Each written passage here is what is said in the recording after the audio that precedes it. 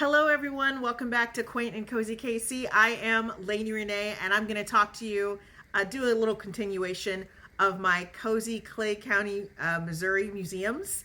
And next up is Excelsior Springs, Missouri, and there are a couple of museums there. I'm only going to talk about the Excelsior Springs Museum because that's the original one that I had looked at. And when I was doing the Google search and deciding to, hey, I want to kind of explore these cozy museums throughout Kansas City, what's going on here? And I went to downtown Excelsior Springs, and I think there was a wine festival going on a few months ago. There's a wine festival going on. So there's a lot of people. It was packed, but it's a really cozy town, and I'll get into that in a whole other video, more in depth about that. So I went to the museum, and it's gorgeous. And I believe it used to be a bank.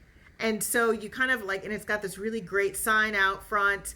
And there's plenty of parking. Even with the festival, I think I only had to walk maybe a block. But there's plenty of parking on the side streets, just FYI, something to know. And then, I parked and I explored the whole city. And then I kind of did the museum, this one last. And so when I walked in, now there is an admission. That day there wasn't because they had a festival thing going on. But generally there is an admission. I believe it's under $10, I believe. But they had all kinds of cool things going on, and I think I went around Easter time, so April. I think it was April, and in that kind of time, that's when I went. And one thing I did notice is when you walk into this museum, they've got a lot of great artifacts of just local life in Excelsior Springs. They've got different kind of exhibits. One was kind of more bank focused because I believe it used to be a bank. And so you could kind of see some of the older machines. And then, I walked around the room, the first room I entered into, they have some things under, where at the time they have glass displays.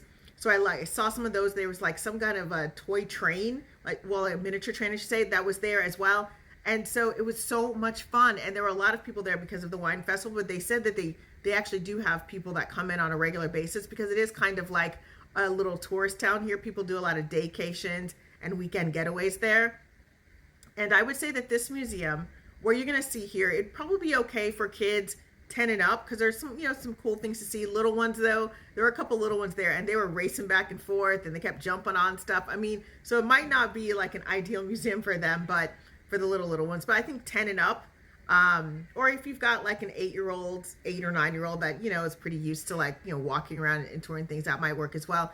But when you're doing the full-on tour, I would say it probably takes about, you're really getting into, you're nerding out on it. I would say you're probably going to do it in about an hour and 15 minutes if you're nerding out. Now, if you're not, and you're hey, this it seems kind of like a fun thing to do since we're already here, you probably do this tour in about 35 minutes. Now, I did self-guided, so I don't know if they do guided tours, but I just did a self-guided tour. I walked around, and the staff member gave me lots of history. So I talked to her for a little bit, and she was kind of giving me the rundown and everything like that, letting me know kind of where things were, kind of a little bit of the history, kind of things for me to kind of notice and watch out for.